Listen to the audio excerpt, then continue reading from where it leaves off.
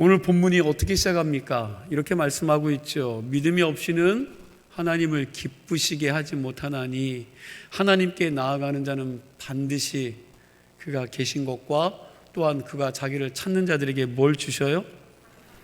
상 주심을 믿어야 할지니라고 말씀하고 있습니다. 믿음이 없이는 하나님을 기쁘시게 하지 못하나니 그랬는데 무슨 말입니까? 내가 믿음이 있어야 하나님을 기쁘시게 할 수 있다는 말이죠.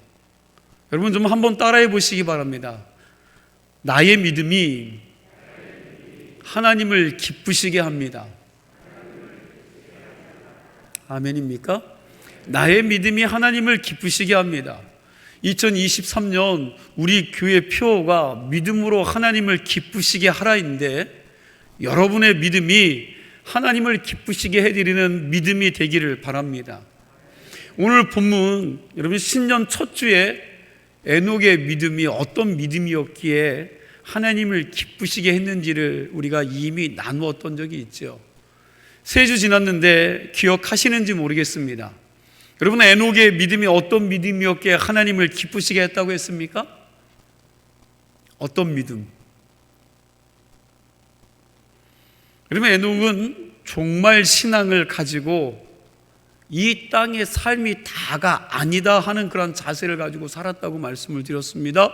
그리고 에녹은 종말적인 신앙을 가지고 있지만 오늘의 삶에 충실했기에 하나님을 기쁘시게 했다고 말씀을 드렸습니다. 그리고 세 번째, 에녹의 믿음은 선교적 신앙을 가지고 복음을 전하는 삶을 살았다라고 말씀을 드렸죠. 좀 이제 기억이 나시나요? 여러분 본문은 이미 한 번 나눈 말씀인데 오늘은 인물 중심이 아니라 주제를 가지고 설교를 하려고 합니다. 이 시간에 우리는 인생 살아가면서 시련을 당할 때 그리고 시련을 당했을 때 우리 믿음의 자세가 어떠해야 하는지를 함께 나누려고 합니다. 좀 주제가 쉽지는 않습니다. 무거운 주제이지만 여러분들이 오늘 이 말씀을 들으면서 시련을 당했을 때 내가 어떤 자세를 가지고 살아야 되는지 그리고 시련과 역경을 만났을 때 내가 취해야 할 믿음의 자세가 어떠한 자세인지를 함께 말씀을 통해 묵상하며 깨닫는 은혜의 시간이 되기를 바랍니다. 가장 먼저 살필 것은 시련이라는 것입니다. 시련이라는 것은 보편적으로 인생 살아가면서 남녀노소를 가리지 않고 누구에게나 찾아올 수 있다는 겁니다. 구약 성경을 보면 야곱이라는 사람이 나옵니다. 야곱은 하나님의 때를 기다리지 못하고 인간적인 방법으로 아버지와 형을 속여서 뭘 취했습니까? 장자의 명분을 취했다가 온갖 고생을 한 사람이 야곱입니다. 그러다 그의 말년, 인생 말년에 자식을 잘 둔 덕에 당대 최강대국과 최고의 지도자를 만나는 영광을 누리게 되지요. 당시 애굽의 왕이었던 바로가 야곱을 만나서 이렇게 묻습니다. 당신의 아들 덕분에 우리나라가 큰 위기를 잘 모면할 수 있었고 큰 위기에서 건짐을 받았습니다. 이렇게 훌륭한 아들을 두신 당신의 이름이 뭡니까? 하고 묻자 야곱이 말합니다. 제 이름이 야곱입니다. 그러자 바로가 말하기를 당신의 나이가 몇 살입니까? 제 나이 130살입니다. 내가 내 인생을 돌아보니까 험악한 세월을 살아왔습니다. 야곱은 바로가 자기에게 나이를 묻자 내 나이 130살인데 내가 험악한 세월을 살아왔다고 대답을 했습니다. 내가 험악한 세월을 살았나이다 그랬는데 여러분 이 말이 야곱에게만 해당되는 말입니까? 아마도 이 말은 여기에 앉아 계신 나이 드신 어르신들을 비롯해서 젊은 사람 한 사람 모두에게 해당되는 말일 것입니다. 여러분 내 나이가 130입니다. 내 나이가 60입니다. 이 말이 무슨 뜻입니까? 내가 오늘 이 아침에 지난 60년 동안의 인생을 뒤돌아보니 늘 파도와 싸워왔음을 의미하는 말이죠. 내 나이 60입니다. 내 나이 50입니다. 내 나이 70입니다. 이렇게 이야기하는 것은 내가 그 인생을 살아오면서 수많은 것과 싸워왔다라는 거죠. 우리 인생이 눈물과 한숨 없이 지낸 날들이 과연 여러분 며칠이나 되겠습니까? 몇 날이나 될까요? 아마 오늘 이 자리에 예배 드리시는 분들 중에 일제시대를 거치신 분들도 있을지 모르겠습니다. 이분들은 나라 없는 서러움이 어떤 것인지를 잘 알고 있습니다. 이분들이 그 서러움을 겪고 해방되고 광복되어서 야 이제 좀 나라가 살려나 했더니 이데올로기가 뭐라고 그것 때문에 동족상잔에 피비린내 나는 전쟁을 치르고 고통을 당했습니다. 그 전쟁을 치른 후 60년대 우리나라가 얼마나 못 살았습니까? 보릿고개를 넘어보겠다고 애를 쓰지요. 얼마나 애쓰고 힘든 세월을 살았는지 모릅니다. 이분들은 농경시대와 산업시대, 정보화 시대를 다 겪은 세대들이죠. 이분들이 요즘 아이들에게 뭐라고 이야기합니까? 야, 컴퓨터, 핸드폰, 말할 수 없는 여러분 최첨단 그런 문명의 혜택을 누리며 살아가는 너희들은 참 좋은 시대에 태어났고 참 좋은 세대를 살고 있다라고 이야기를 하지 않습니까? 그러나 제가 좀 요즘 아이들의 입장에서 변론을 좀 하면 얘네들이라고 편하게 살아가느냐? 여러분 아닌 것 같습니다. 요즘 아이들도 힘들게 세상을 살아가고 있습니다. 옛날에는 다 몰라도 잘 살았는데 여러분 요즘 아이들은 해야 될 공부가 얼마나 많은지 알 수 없어요. 죽어라 하고 공부하고 학원 다니고 치열한 경쟁을 하고 있다는 겁니다. 영유아 때부터 태권도 학원 다니고 영어 학원 다니고 피아노 학원 다니고 컴퓨터 학원 다니고 여러분 보습 학원 다니고 말할 수 없을 정도로 아이들이 바쁩니다. 놀 시간이 없어요. 오늘날 현대인들이 많은 것을 누리고 살고 있지만 요즘 사람들이 힘들어하는 게 뭐냐면 상대적인 박탈감입니다. 상대적인 박탈감. 아이들이 학교를 잘 다니다가 남의 집에 한번 갔다 오면 아이들이 충격을 받아요. 친구의 집을 갔다 오면 충격을 받습니다. 잘 사는 친구 집에 놀러 갔다가 너무 잘 사니까 자기 집이 초라하게 느껴지는 겁니다.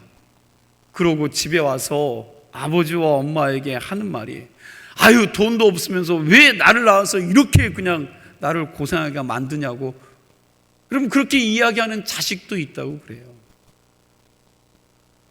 여러분 절대적인 빈곤도 무서운 거지만 사실 상대적인 박탈감이 여러분 더 무섭습니다. 그래서 무엇이든 가진 사람이 있는 사람들이 더 사회적인 책임을 가지고 살아야 된다는 거예요. 그렇지 않으면 이 사회가 평화롭지 못합니다. 무슨 얘기입니까? 불평등과 불만과 가난과 고난, 차별과 시련의 아픔은 어느 시대에나 있었고 그리고 어른 아이 남녀노소를 가리지 않고 누구에게나 다 있었다는 것입니다. 여러분 탤런트 전원주 씨라고 여러분 잘 아시죠? 이분의 이야기가 재미있기도 하고 의미가 있어서 여러분 제가 좀 설명을 하려고 합니다. 이런 글이에요.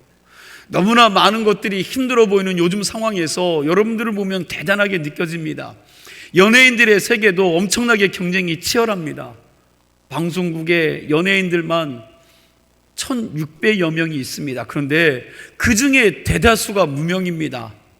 다 아시겠지만 무명 시절은 기약도 없고 항상 배가 고픕니다. 내가 이렇게 키가 작은 것은 어렸을 때 못 먹고 일을 많이 해서입니다. 이렇게 작은 전원주도 운전을 하고 다닌다고 하면 사람들이 다 놀랍니다. 한 번은 운전을 하고 가는데 사람이 없이 차 혼자 굴러가는 줄 알고 경찰이 뒤쫓아 온 적도 있었습니다. 당시에 나는 뭘 할까 하다가 동아방송에서 공모했던 성우 모집에 응했습니다. 그리고 하나님의 은혜로 그곳에 어떻게 해요? 취직이 된 거죠. 하나님은 정말로 공평하셔서 나의 목소리 하나는 타고난 축복을 받았습니다. 프로그램을 맡아서 방송을 진행하는데 목소리가 고와서 꽤 인기가 있었습니다. 내 목소리만 듣다가 얼굴을 한번 보겠다고 방송국에 와서 내 얼굴을 보고 엄청나게 실망한 사람이 많이 있었습니다. 내가 성장을 해서 연예인 생활을 하면서는 가정부 역할만 20년 했습니다. 항상 주인 만님은 강부자, 영계, 삼위자 등으로 수도 없이 바뀌는데 나는 영원한 가정부였습니다. 많은 사람들이 내가 대학 출신이라고 말하면 목젖이 보일도록 놀랍니다. 마님 역할은 비스듬히 누워서 밥상 드리거라 말 한마디 하면 끝나지만 가정부 역은 밥상을 들고 방문을 그냥 10번 이상 들락달락 왔다 갔다 하면서 그 밥상을 소리나지 않게 밥상을 내려놓으려니 얼마나 힘들었는지 정말 중노동입니다. 그러고도 집에 와서 그 장면 하나라도 보려면 TV를 켰을 때 안 나올 때가 부지기셨습니다. 편집이 된 것입니다. 그 당시 방송에서 편집이 되면 그나마 한 푼의 출연료조차 없던 시절이었습니다. 아들놈이 초등학교를 졸업하는 날이었습니다. 아들을 보고 싶고 축하해 주고 싶어서 학교에 갔는데 아무리 둘러보아도 보이지 않기에 집에 왔더니 벌써 돌아와 있는 것이었습니다. 그 아들 녀석이 나에게 하는 말이 엄마 뭐하러 학교 와서 망신을 시키냐고. 나는 묻지 않았지만 알 수 있었습니다. 애들이 나를 보고 식모 왔다고 놀렸을 게 분명했던 것입니다. 그때 나는 정말로 탤런트 생활을 때려치워야 될까 밤새며 고민을 했었습니다. 전은주 씨의 이 이야기는 이미 방송에서 여러 번 노출되었던 스토리를 제가 한 번 더 여러분 전한 겁니다. 여러분, 전은주 씨에게도 이런 아프고 어렵고 힘든 세월이 있었다라는 거죠. 시련의 세월이 있었습니다. 수십 년 눈물의 세월이 있었다라는 거죠. 고생하다가 나이 들어서 요즘 좀 풀렸다는 것입니다. 여러분, 제가 지금 시련에 대해서 계속해서 말씀하고 있는데 우리가 시련과 역경을 만나도 여러분 시련에 대해서 바로 알면 좀 더 잘 견딜 수 있습니다. 그게 뭘까요? 내가 지금 당하고 있는 시련을 내가 다스리고 이겨냈으면 좋겠는데 나는 내 인생의 시련을 바꿀 능력이 없다는 것입니다. 다시요, 한번 잘 들어보세요. 나에게는 내 인생의 시련과 역경을 바꿀 능력이 없다는 사실을 빨리 기억해 내야 합니다. 내가 내 인생의 시련을 바꿀 능력이 없다? 여러분, 이 말은 내가 무능력하냐 능력이 있느냐, 하나님 앞에 잘 쓰임 받느냐 그렇지 못하느냐 그것과는 관계가 없는 말입니다. 사도 바울은 하나님의 은혜 가운데 능력 있는 전도자였고 선교사였습니다. 그죠? 엄청난 능력을 지녔어요. 그가 손을 얹고 기도할 때 병이 고쳐지고요, 때로는 죽은 사람도 살아났습니다. 그러나 그것은 남의 얘기일 뿐입니다. 자기 병은 자기가 고칠 수 없었습니다. 바울에게는 육체의 가시가 있었죠. 그 가시가 무슨 병인지 정확하게 알 수는 없지만 바울은 그 병을 고쳐달라고 하나님께 간절히 매달려 기도했습니다. 그런데 하나님께서 뭐라고 응답하셨습니까? 그렇죠. 내 은혜가 내게 족하다. 내 은혜가 내게 족하다. 여러분, 그런 응답뿐이었습니다. 이 말은 내 병을 하나님의 은혜로 받아들이고 수용하며 살라는 거예요. 하나님이 주신 것임을 인정하라는 겁니다. 그냥 그 병 지니고 살라는 말씀입니다. 무슨 말입니까? 나에게는 내 인생의 시련을 없앨 능력이 있다 없다? 네, 없다는 것입니다. 우리가 이 사실을 인정하기 싫지만 그러나 우리는 이 사실을 인정해야 합니다. 이 사실을 인정할 때부터 나의 문제를 해결할 수 있는 출발점이 주어지는 겁니다. 이것을 인정하려면 어떻게 해야 합니까? 나의 믿음의 반응이 나의 시련보다 더 중요하다는 것을 깨달아야 합니다. 다시요, 집중해 들으세요. 나의 믿음의 반응이 나의 시련보다 더 중요하다는 것을 깨달아야 합니다. 여러분, 오늘 이 말씀만 잘 기억하면 설교 정말 잘 들은 것입니다. 한번 좀 따라해 보시기 바랍니다. 나의 반응이 나의 시련보다 중요하다. 믿으십니까? 여러분, 나의 반응이 나의 시련보다 중요합니다. 내게 찾아오는 문제들은 내가 고치고 해결할 수 없지만 그러나 그 문제를 대하는 나의 반응은 내가 바꿀 수 있다는 것을 기억하고 내가 현명하게 반응해야 된다는 것입니다. 이것을 우리가 깨달아야 합니다. 이 부분에 대해서 오늘 제가 두 가지 말씀을 드릴 것입니다. 시련을 당했을 때 우리가 하나님께 그리고 사람들에게 보여야 될 믿음의 반응이 뭡니까? 믿음으로 반응을 해야 되는데 그 반응이 뭐냐는 거예요. 첫 번째는 시련 가운데 자기를 발견하는 반응이 나타나야 된다는 겁니다. 나를 발견하는 반응이 나타나야 돼요. 시련을 만났을 때 그 시련 속에서 내가 누구인지를 깊이 깨달아야 한다는 것입니다. 예를 들어 설명합니다. 예수님께서 십자가 선상에서 제자들에게 내가 이제 곧 죽을 것인데 너희들이 믿음 가운데 굳게 서 있기를 바란다. 여러분, 그 말씀을 하신 거예요. 그러고 난 다음에 특별히 수제자 베드로를 따로 불러서 이렇게 말씀하셨죠. 시몬아, 사단이 밀을 까부르듯이 너를 넘어뜨려고 하는구나. 그러니 내가 믿음 가운데 굳게 서라. 여러분, 베드로에게 그런 말씀을 전했습니다. 생각해 보세요. 여러분들에게 그런 말씀을 했다면 여러분과 저는 어떤 반응을 보여야 됩니까?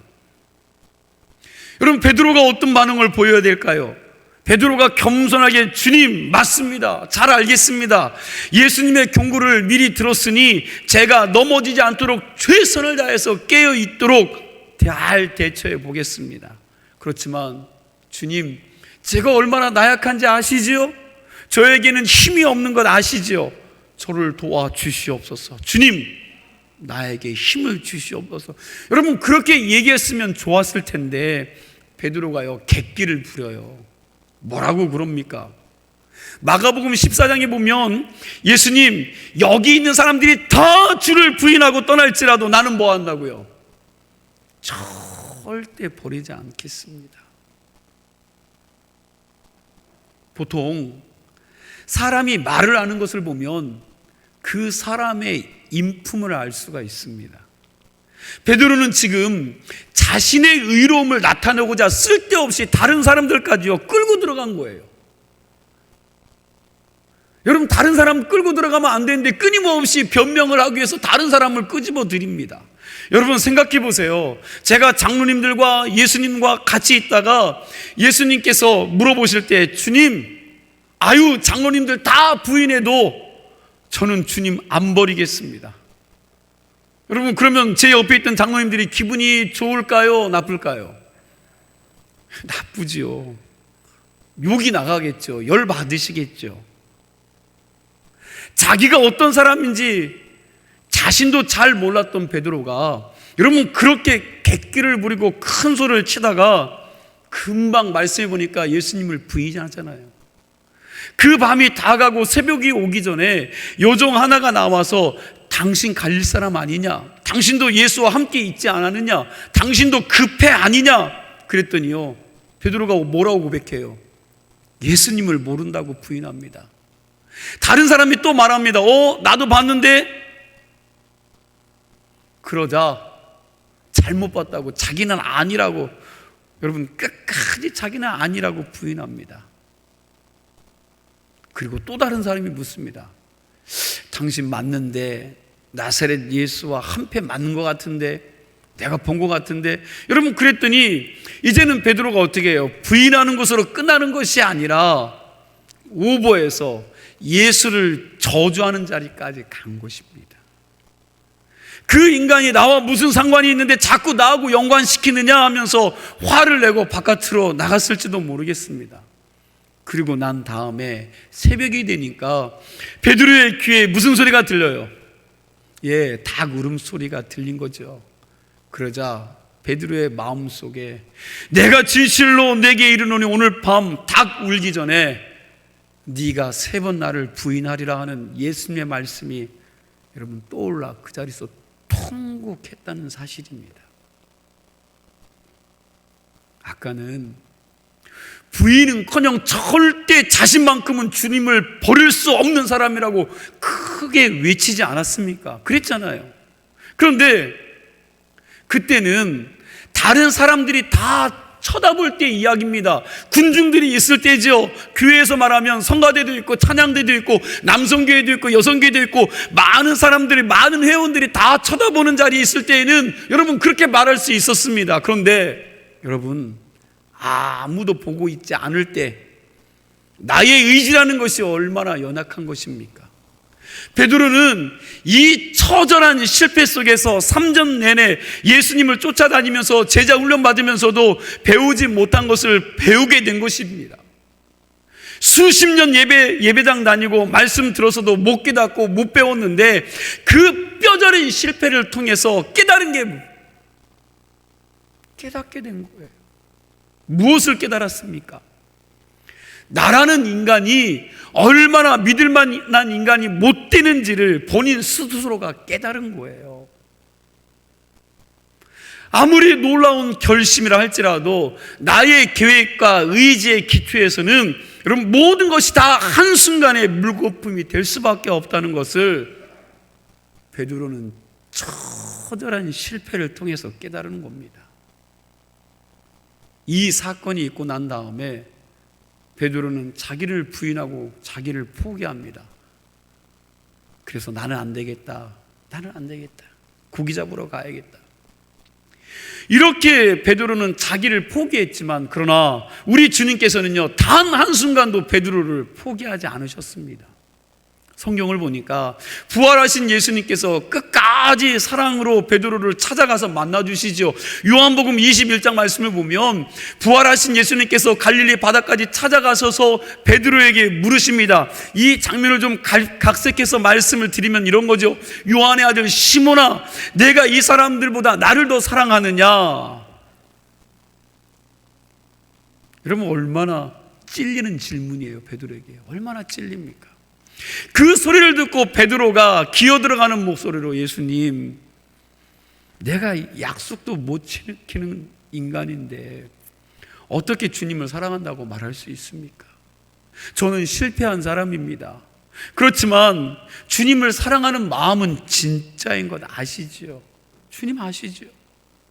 그러자 예수님께서 책망하시는 것이 아니라 세 번째 확답 후에 이렇게 말씀을 하셨습니다. 내가 정말 내 힘으로는 아무것도 할 수 없는 실패한 사람이라고 생각하느냐? 그럼 이제부터는 나의 능력을 받아서, 누구죠?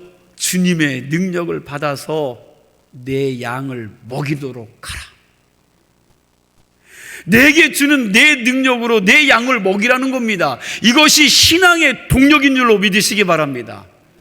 우리가 베드로의 모습을 성경을 통해서 보면 복음서에서 나오는 모습과 사도행전이나 베드로 전후서에서 나오는 모습이 너무나도 다르다는 것을 알 수가 있습니다.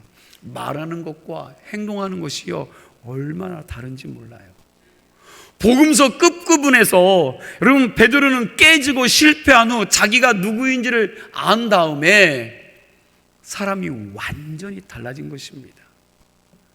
사도행전 2전 베드로는 기도하라면 졸고 생각할 겨를도 없이 말과 행동이 벌써 저만큼 가 있는 사람이었습니다.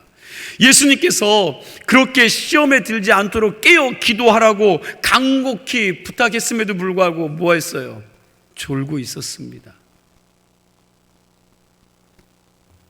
이 베드로에겐 항상 바쁜 일이 먼저였지 기도는 항상 뒷전이었고 가장 쓸데없는 시간이 기도 시간이었습니다.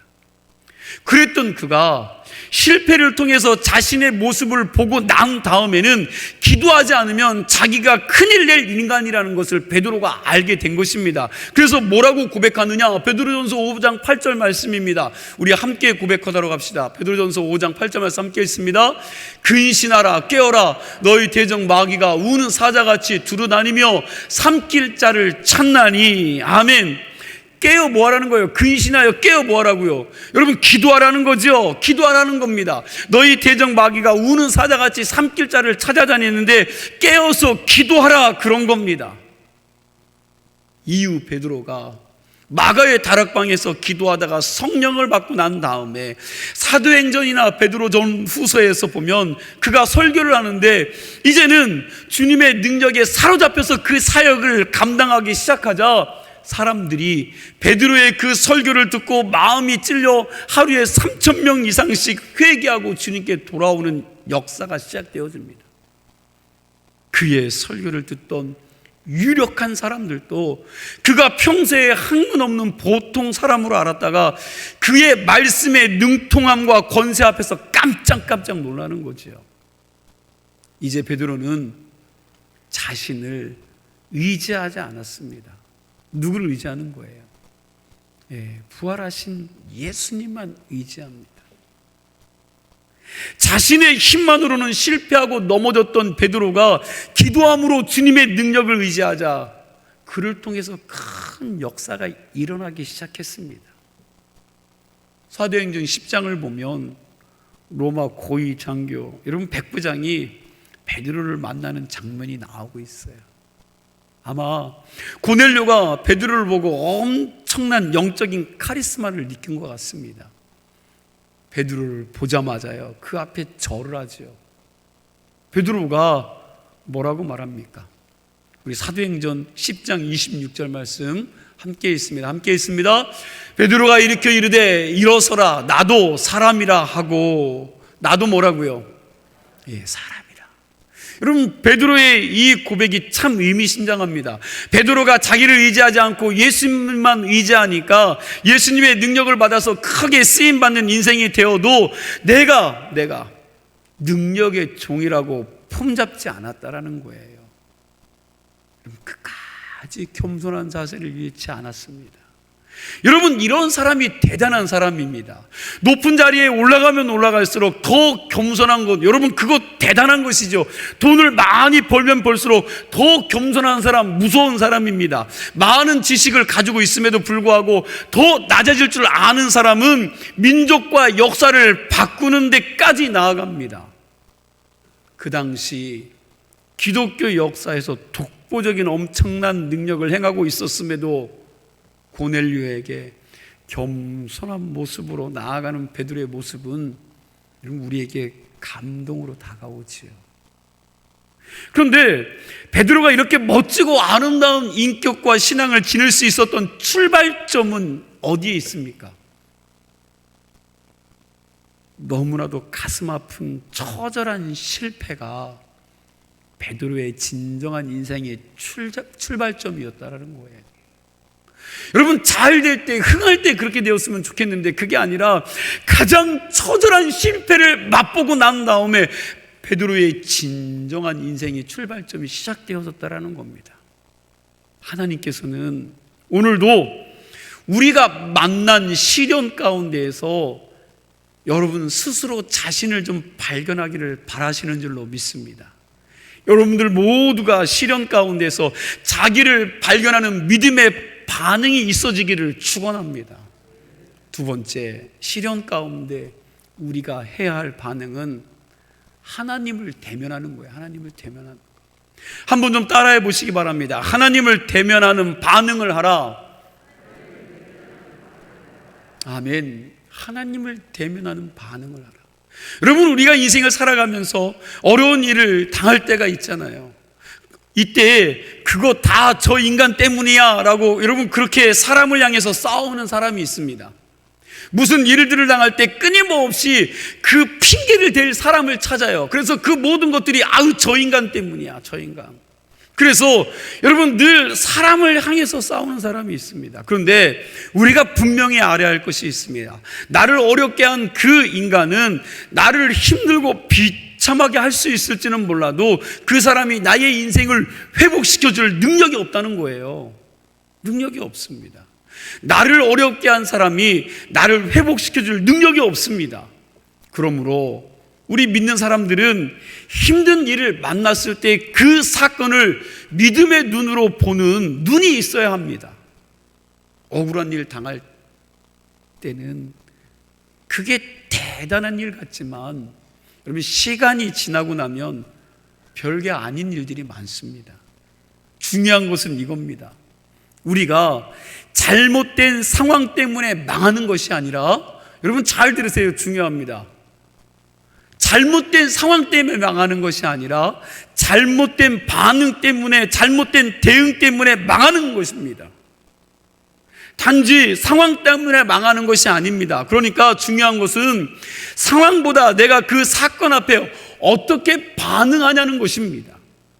어떤 사람이 나를 힘들게 했는데 그게 너무너무 억울하고 분합니다. 그래서 어떻게 하든지 안갚음하고 복수를 하겠다는 마음을 가지고 있습니다. 그런데 사회적으로 그 사람을 쫓아다닐 능력이나 여유가 안 되니까 심리적으로 쫓아다니면서 저 인간 때문에 내가 이렇게 되었다, 그러다가 평생 자기 인생 저당 잡혀 더 망해져가는 사람들 여러분 주변에서 많이 보지 않습니까? 그런데 이건 정말 어리석은 것입니다. 상대를 원망만 하고 있어 보았자 아무 소용이 없습니다. 여러분, 그런 시련 가운데에서 누가 내 인생을 회복시켜 줄 수 있습니까? 누가요? 그렇죠. 오직 하늘 아버지만이 내 인생을 회복시켜 줄 수 있는 줄 믿으시기 바랍니다. 그러므로 우리가 시련을 당할 때 그 시련을 풀어주실 수 있는 분, 하나님을 대면하는 믿음의 반응이 우리에게 있어야 된다는 사실이에요. 더 나아가 생각할 것은 이겁니다. 사실 가만히 생각해 보면 시련이라는 것이 우리가 잘못해서 오는 경우도 많이 있습니다. 그럼에도 불구하고 하나님은 나의 잘못으로 온 그 시련까지도 우리에게 은혜를 베푸는 통로로 사용해 주신다는 거예요. 구약 성경에 보면 여러분 요나라는 선지자가 나옵니다. 하나님이 요나에게 뭘 내려요? 니느웨에 가서 저 죽어가는 백성들에게 하나님의 말씀을 전하라고 하죠. 그런 사명을 주셨습니다.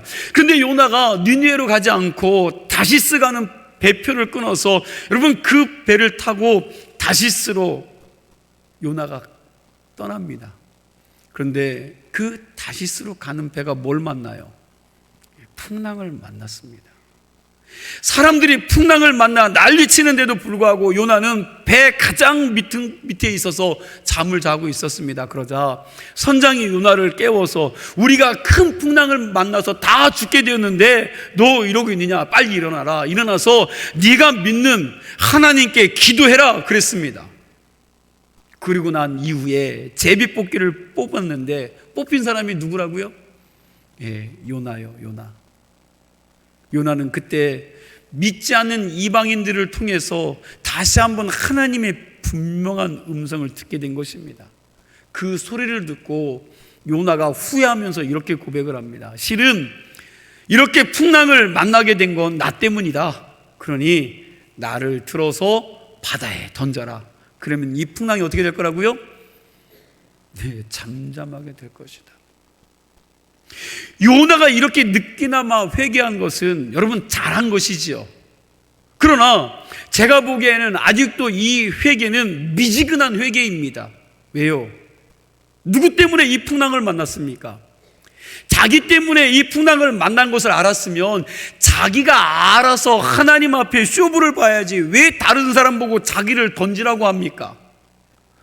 여러분, 어떻게 해서든 살아서 주신 사명을 감당할 궁리를 안 하고 나 하나 죽으면 해결이 될 것이다 하면서 평생 상처될 일들을 누구에게 시키는 거예요? 다른 사람에게 시키는 거예요. 아니, 자기가 떨어져 죽어야죠. 왜 평생 트라우마를 갖게 다른 사람에게 나를 빠쳐 죽이라고 시키는 겁니까? 그런데 하나님은 이런 미지근한 회개도 받으셨다라는 거예요. 사람들이 요나를 바다에 던지는 일이 내키지는 않았지만 그래도 요나를 번쩍 들어서 바다에 던졌더니 정말 바다가 거짓말처럼 잔잔하게 되었습니다. 그런데 성경을 보니까 요나가 물에 빠져 죽었다라는 표현이 나오지 않습니다. 뭐라고 나옵니까? 하나님께서 한 물고기를 예비하셔서 그 물고기가 요나를 삼켜서 요나가 그 물고기 뱃속에서 3일 4야를 있고 난 다음에 회복되어 니느웨로 가서 뭐 했다고요?